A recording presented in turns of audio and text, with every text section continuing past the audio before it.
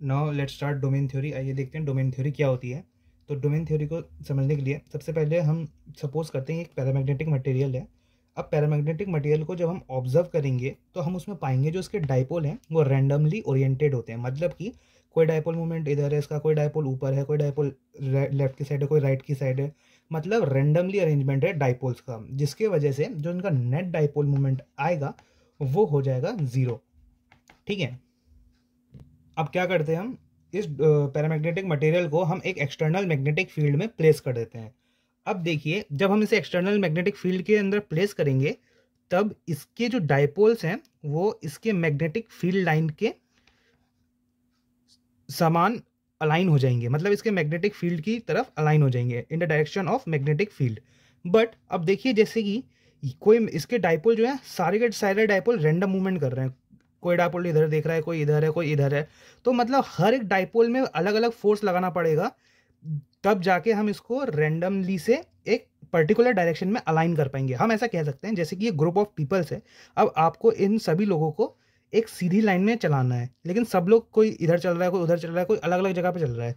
तो आपको सबको पकड़ पकड़ के एक डायरेक्शन, इस डायरेक्शन में चलाना पड़ेगा। तो उसके लिए एनर्जी की ज़्यादा रिक्वायरमेंट पड़ेगी।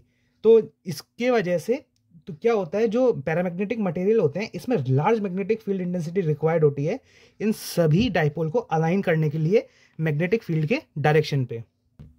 तो कुछ मटेरियल्स में ऐसा पाया पाया गया, जब हमने खोज किया तो कुछ मटेरियल्स में ऐसा पाया गया कि जो इनके डाइपोल्स हैं वो एक ग्रुप में पर्टिकुलर डायरेक्शन में अलाइन है। फॉर एग्जांपल, जैसे कि ये ग्रुप ऑफ डाइपोल्स हैं जो इधर की तरफ देख रहा है, कुछ डाइपोल इधर की तरफ देख रहे हैं, कुछ इधर की तरफ देख रहे हैं, लेकिन ये पर्टिकुलर ग्रुप में डिवाइडेड है। इन पर्टिकुलर ग्रुप को कहा जाता है डोमेन्स। और ये जो एक पूरी की पूरी ये ग्रुप है इसको नेबरिंग इंटरेक्शन कहा जाता है। तो डोमेन क्या होता है, some materials have a group of dipoles in a particular direction.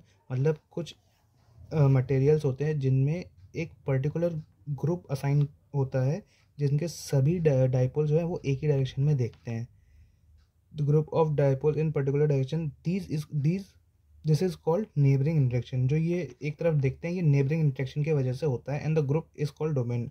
और इसी ग्रुप को जिसमें एक पर्टिकुलर डायरेक्शन में बहुत सारे डाइपोल एक ही डायरेक्शन में देखते हैं उसे हम लोग एक डोमेन कहते हैं। अब जब हम किसी ऐसे मटेरियल को जिनमें डोमेन्स प्रेजेंट होते हैं उसको हम मैग्नेटिक फील्ड में पुट करेंगे तो हमारे लिए काफ़ी आसान हो जाएगा जो इनके डाइपोल्स है उसको मैग्नेटिक फील्ड लाइन के डायरेक्शन में अरेंज करने के लिए। जैसे कि अब ये ये है, इसमें अब जैसे ये इस पूरे पर्टिकुलर में एक फोर्स लगाएगा ये सारे एक ही डायरेक्शन में अलाइन हो जाएंगे। सिमिलर फोर्स इसमें लगाएगा ये भी एक ही डायरेक्शन में अलाइन हो जाएंगे। हम मतलब ऐसा कह सकते हैं जैसे कि यह फिर से ग्रुप है लोगों का इसमें, लेकिन अब कुछ कुछ ग्रुप में कुछ कुछ इस पूरे पर्टिकुलर लोगों के ग्रुप में भी सब ग्रुप्स हैं जिसमें एक पर्टिकुलर लोग एक डायरेक्शन देख रहे हैं। जैसे ये वाले लोग सारे इधर देख रहे हैं, ये सारे लोग नीचे देख रहे हैं, ये लोग इधर देख रहे हैं। तो अब हम इनमें से अगर इसके एक लोग को हम कहें, मान लीजिए इसका लीडर है, इसको हम कहें कि आपको इस डायरेक्शन में देखना है, तो सारे के सारे इसी डायरेक्शन में देखने लगेंगे।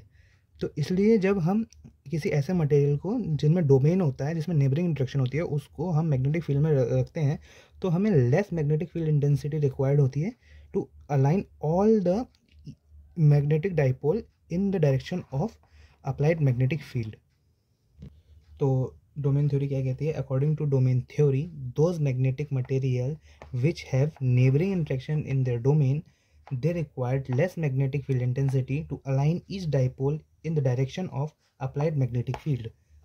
इसके एग्जाम्पल्स होते हैं फेरोमैग्नेटिक मटेरियल। जो फेरोमैग्नेटिक मटेरियल्स होते हैं उनमें जो है वो डोमेन्स पाए जाते हैं जिनके वजह से उनको less magnetic field intensity require होती है उनके सभी डाइपोल को एक पर्टिकुलर डायरेक्शन में अलाइन करने के लिए। Thank you.